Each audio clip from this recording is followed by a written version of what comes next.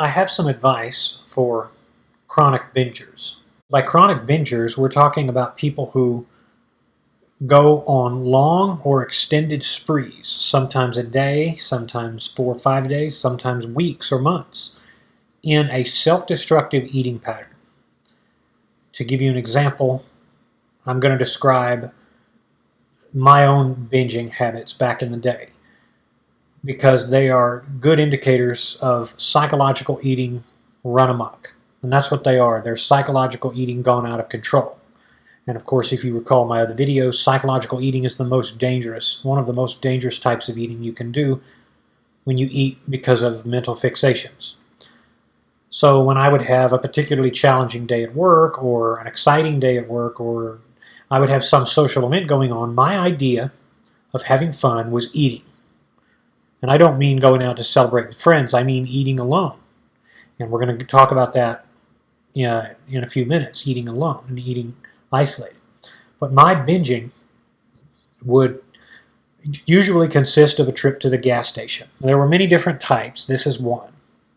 I would stop off at a Diamond Shamrock or Shell station or Valero, whatever local gas station I was close to. And my candy bars of choice were Fifth Avenue, my favorite, Twix peanut butter or the regular caramel, Kit Kats, Butterfinger, and those Reese's 4-packs. And then I would grab something like spicy Cheetos or Nacho Doritos, and then if they had it, a hot dog, those little jalapeno dogs. I would get about three hot dogs and a bag or two of chips of the little personal size, sometimes a larger bag.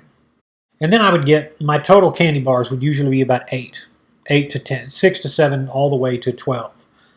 So I would have not only a lot of calories, but all of them processed junk and that are absolutely hurtful to the body. I would get those, and when I would do this, I would be in a state of fixation seeking. So I would want to seclude myself. I would go home. If I was at work, I would find a hideaway, and I would get the temperature really cool. And as a big guy of 360 pounds, I kept my AC at around 64. It was like an icebox in my place. I did it so much that everybody complained and I had to turn it up. But when I could, I would turn it way down. I would usually dim the lights, not always. And I would immediately put this food out in front of me. I would silence my phone so that nobody could bother me. And I would get, by the way, furious if somebody did. And I would fixate, as at the point of ecstasy. My mind would be just about to lose it. And I would tear open the candy bars first. I would start with Fifth Avenue or Reese's and work my way to the others. And once I put down all that candy, I headed into the chips and then the hot dogs, which I ate last. That's just one example. There was a lot of different foods I binged on. And I binged frequently. And again, distinguish between binging and just eating a lot. I always ate a lot. But I didn't always binge. And this would put me into a blood sugar-induced sleep.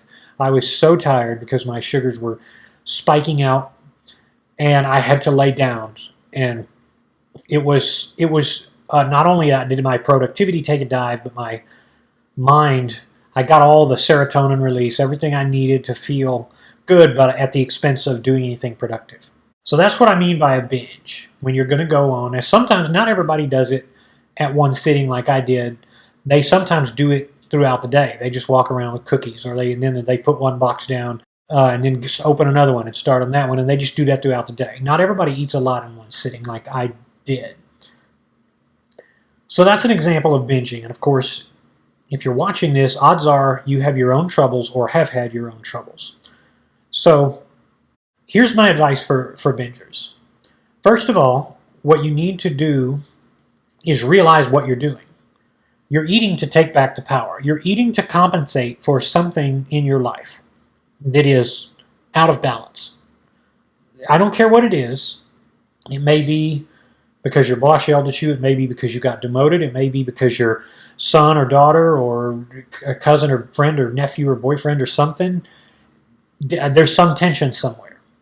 Or you're eating to celebrate like I did. This was my most common reason. I would always eat. You either eat to take back the power or you eat to celebrate. For me, everything was cause for celebration. anytime I was stressed, anytime I would have to compensate by eating, but even if I was happy, my idea of a good time was crazy, stupid amounts of food. So I would say, man, it's been a good day. What a great way to top the day off than by stopping by Little Caesars and getting 2 large Italian sausage pizzas with extra sauce and an order of crazy bread and a large Dr. Pepper. And I would put nearly all of that down in one sitting. 2 large pizzas. I'd usually make it to about half of the second large pizza. And with eating a lot of crazy bread. So I could nearly polish off 2 pizzas at my biggest. I can't even polish off 1 now if I really wanted to. But that gives you an idea of how my mind thought, which of course is an indicator for you. If you're the type of person who you think of celebration, your mind immediately goes to food and you say, oh boy, it's time to have me some good old-fashioned good time. That's an indicator you have a problem. Because everybody enjoys food. Everybody should enjoy celebrating, but your mind should not associate that with the best of good times immediately. It just shouldn't. Okay, that's the first thing. You need to recognize what it is you are doing. And 2, you need to not get bogged down by degrees. People binge, yes, but you have a problem when your food begins to overtake you. You have a problem because it's no longer now eating to live. You're living to eat. You've actually reversed the dynamic. But here's one other thing to know. Not all bingers are fat. And this is a lot of people binge purely for the psychological thrill. Some people are not only average weight, sometimes they're underweight, and they tend to be bingers. But most of us tend to also be overweight. So bear that in mind. Don't get bogged down by how many degrees you are separated from somebody who binges worse than you. Don't think like that. Just recognize that if this describes you so far, you've got to take action. And if you're following the OMAD plan, you're in the right place because the 1 meal a day program will stop all of the psychological eating. It's going to stop all of that if you follow it. But I'm going to give you more tips here at the end when we're done. So, the next step is to recognize that your disorder is extremely self-destructive, long and short term. It is no different than a sex addiction or a drug addiction. Why do I say that? Sex addiction will get you divorced. It will get you alone because you won't be able to sustain relationships because you're going to do things that a partner will not tolerate, almost certainly. And a drug addiction for obvious reasons. But then here's what else you need to recognize in realizing the self-destructive nature of things. You are not alone. Your addiction happens to simply involve food and an unhealthy relationship with it. And of course, keep in mind, your foods are relationships. Go back to my videos on the 9 cardinal principles of weight management. Your foods are relationships. It's just like having a mistress versus having a girlfriend or wife, to use a male-based analogy. It may seem fun to have the mistress, but the mistress is not as good for you as having someone dependable. And of course, I don't need to belabor the point. You see where I'm going. A lot of people, you're not alone. A lot of people, Marlon Brando, Alfred Hitchcock, a lot of big names have been associated with binging. And of course, it always gets back to body image and the ability to balance the different affairs of your life. If you can't balance, you can't function. And binging is one example of how the disorder, of how the imbalance manifests itself. So, here's what has happened. Let's get mechanical here. To recognize how you overcome binging, to learn how to do it, what you have to do is accept a very unflattering truth about yourself. Recognize that 2 sides of you have emerged. Basically, you're like, if you're old enough to remember the Captain Kirk gets in the transporter in one of the episodes, I can't recall the name of it now, and through a transporter malfunction, Kirk has a bad self. He has a bad version of him, and it beams in his evil side and his good side. We've all gone back and seen the cartoons where like a devil appears on one side of a person's head, and then on the other side there's an angel, do the right thing, and the devil's saying do the wrong thing. Well, you have to think of it very, very much like that. When you first lost balance, through whatever experience, it doesn't matter how old you were, when you first were out of balance, you tried a binge to solve the problem. So, for instance, you binged and then you felt good because your brain released a whole bunch of serotonin to up that's your feel good chemical levels. So you feel fine. You thought, oh, that's good. I feel good now. But the reason you felt good was because your brain had a new experience. So it released all the endorphins and, I feel good. Well, from then on, you also created a new experience which will be patterned. So following incidents of stress, your brain copied. So basically you binged once and then you binged again because the last time was so good. And by then you had a downright pattern installed in the mental hard drive of your mind, and then you did it again. Well, now your brain has something to fall back on, and that creates anticipation. Just like a gambler who's about to strike it rich, he thinks or she thinks at the slot machine, now, maybe this will be the jackpot. You create an addiction. That's why you created binging as a habit. You tried it once, it was great. You tried it twice, it was great. Even though you felt terrible afterwards, you had a pattern because your brain is getting the payoff. Your sugar receptors, all of that, all of the synapses in your brain are getting that charge, even though it's hurting the rest of you. It felt good. And so what happens when you lay down a pattern? When you lay down a pattern, your brain goes back to it to save power. This is why most of the stuff you do in the day is pattern-based. You get up in the morning, you brush your teeth, you put your socks and shoes on, you go to work, whatever it is you do, you cook. All of those things you've done a million times before, and your brain is relying on second nature knowledge. You're not struggling to do it. You don't have to struggle to learn new things except when you start a new job and you have to learn a new computer system, or you're learning a new skill of some kind. That's the only time your brain is having to learn something new. The rest of the time it's just second nature. That's where the binging originates from. That's why it starts up.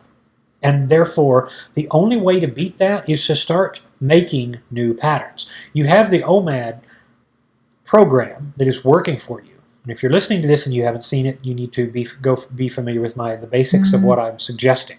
Here's what to realize. There's two sides of you now. Because you've set up the new pattern, you have a new mind basically inside you. You have a new being living inside you. This being says, I want to feel good. And the other being says, I don't know how to feel good. I'm miserable. What am I going to do? I know I need to stop this, but I don't know how. Well, you do already know how. You know you need to eat at a certain time every day. You need to follow the plan. But once you recognize the imposter, you'll have a much different mindset on it. So realize that this pattern is just the result of, it's like a clone of you. Think sci-fi. Think of yourself being cloned. That's what it is. So how do you break the new pattern then? You get another pattern. You lay it down. You can't get rid of one pattern until you have another. But in order to do that, you need to have help, because setting a new pattern it's not like 21 days or 66 days. It's much longer than that. It's actually, sometimes it can be a few thousand hours of work to set a new pattern, depending on how receptive you are to it. So here you need pacifiers in order to provide a more non-destructive coping mechanism. The coping mechanism leads to the pattern. The new pattern replaces the old pattern. So short-term pacifiers, beverages, ice water, tea, coffee, non-calorie drinks. Those are going to be your normal pacifiers. Now your long-term pacifier is a hobby. This is where you put a little more work into it. One of the things I've developed is gardening. That's one of the craziest things because I generally hate the outdoors unless I have some need to be in it. And I definitely hate mosquitoes and things like that. But I have found that in addition to my other hobbies, pens, I collect pens, I search for unique pens. I love flashlights. I love to build them and design them and order them and play around with them because they're a good tactile tool. Of course, working out to my favorite music particularly, and gardening. Those have become some of my hobbies. They're the long-term hobbies. They're when your brain is more adjusted to productivity. So you have your short-term, which are your pacifiers, your beverages, which are on the OMAD plan. And then you have the long-term outlets that are the long pacifiers, your hobbies, the things that you set that are going to make you constructive. Bear in mind, before we move off this brief point, your outlets need to be non-intelligence insulting outlets. For instance, a punching bag. Some people say, well, you should punch a punching bag when you get mad. That's a terrible idea. Or if you're stressed, you should do something that's going to entreat the stress. You're going to let yourself out. Let your bad self out. You don't ever want to do that because that just encourages more of the same activity. So these need to be positive, credible hobbies that you set. And they need to be hobbies, ideally, that lead to a productive, fruitful end, that gives you some tangible result. One of my mother's old hobbies was macrame, where she would take and make these intricate designs, and it was just something she did with the time she had available when she wasn't teaching school during the summers. You want healthy outlets, but to finish this point, non-destructive coping mechanisms are the key. You hear a lot about people who smoke because like when they lose weight. Why? That's an example of a new pattern that replaces the old one. The problem is it's more destructive than weight gain. Smoking will kill you faster usually than being fat. So you want something that's constructive. So here are a few pointers as we conclude that will help you stay on top of the tendency to binge. Suggestion number 1, eat in the mornings or whatever time of day your cravings are traditionally less. Now, this doesn't have to be in the morning, but that's when your cravings, you wake up and you are most in control. You can stretch that till noon, but don't let your cravings become runaway cravings. And that's the problem I'm working with a few people who seem to be struggling more with that tendency. They seem to be struggling with the fact that once they get later in the day, they start to get famished to the degree that their second personality takes over. This binger side of them takes over. It says, I've got to get that fix.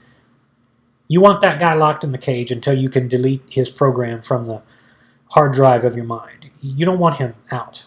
So consider eating in the mornings, but number 2, pick your meal time based on non-isolation eating. This is huge, folks. Do not eat isolated because most bingers, I was a prime example, love to isolate themselves when they eat. I told you we'd come back to this point. Don't eat isolated. Keep yourself accountable socially to others. Remember, this was one of my initial reasons for starting my OMAD, was so that I hated the fact that people always mentioned my weight. They always said, man, you're a big guy, you're big Joe, you're big this. I hated it, and I wanted to have that, I wanted to be accountable to that criticism and not be subjectable to it anymore. Well, stop eating alone. Keep yourself accountable.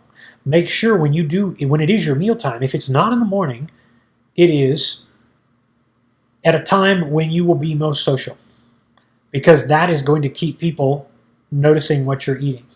And it's going to further be an encouragement for you not to go hog wild.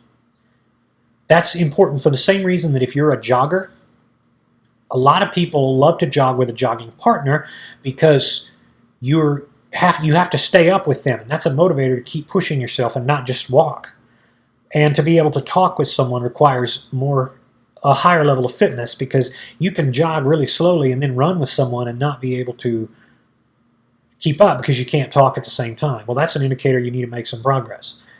Keep yourself accountable socially. That's the very opposite of binge eating.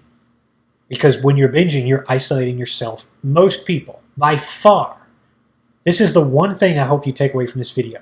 Hold yourself socially accountable for eating. And finally, number 3, and here's what's going to just blow your mind. The thing that I found undercut my binging, the one way to beat it, I found that I binged less, was being honest with yourself at all costs. Let me repeat that. The way to make yourself not want to binge is to be honest with yourself at all costs. Remember I said in the opening how when things are out of whack in your life, it manifests with binging, because you're eating partly to take back the power. Something happened you didn't like, you decided to reward yourself with a binge.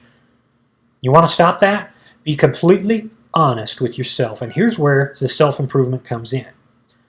Go way out of your way to make sure that when you make a decision at work, at school, if that's the case for you, in the relationships that you have, in the friendships you make, in the whatever it is that you do, always be honest and true about it, because your mind keeps a record. When you agree to something and to do something that you don't want to do, when you refuse to speak up when you know you should speak up, when you refuse to oppose something you should oppose, when you just settle to date someone who is not a good fit for you, your brain keeps a record of it, and that disappointment, however passive, will start to make inroads against a productive life. You may not believe that. You may not hear that on other channels, but you're hearing it here. Be honest and true with yourself at all costs. So if you have a problem with a mother or mother-in-law or father-in-law or best friend's cousin's roommate, and there's something in the relationship that's causing conflict, you need to address it head on.